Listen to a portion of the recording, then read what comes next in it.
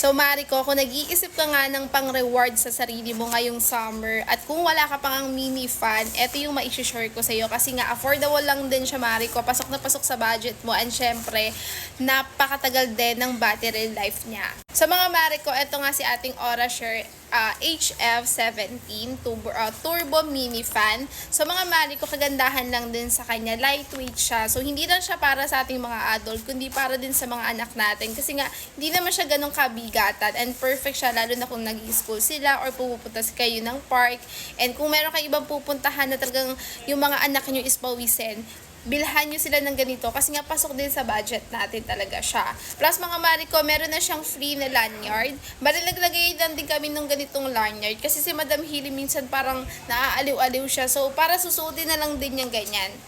So, kung gusto nyo, pwede kayo ilagay nyo pa rin yung ganitong lanyard nyo and pwede kayo maglagay ng keychain. Pero kami naglagay lang din kami ng ganitong lanyard kasi nga, bata yung madalas gumagamit nito. Tapos, color pink talaga itong mga Mariko. Pero nilagyan ko siya ng cover na ganito. Nabili ko lang yan din online.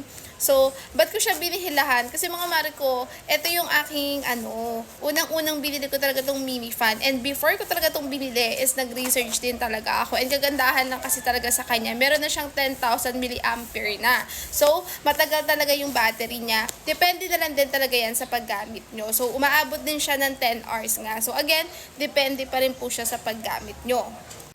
Wind speed niya is umaabot na ng 100. Pero sa akin, kahit yung mga lang, 80, 60, yan, okay na sa akin yun. Pero yung anak ko minsan nagwa 100 siya kasi nga sobrang pinagpapawisan siya. So, eto maganda to kung lagi kayong nasa labas mga Mariko. Katulad namin, madalas kami nasa hospital. Kaya bumili ako ng mga ganitong mini turbo pan. So, kung gusto nyo rin, nilalagay ko sa yellow basket dyan.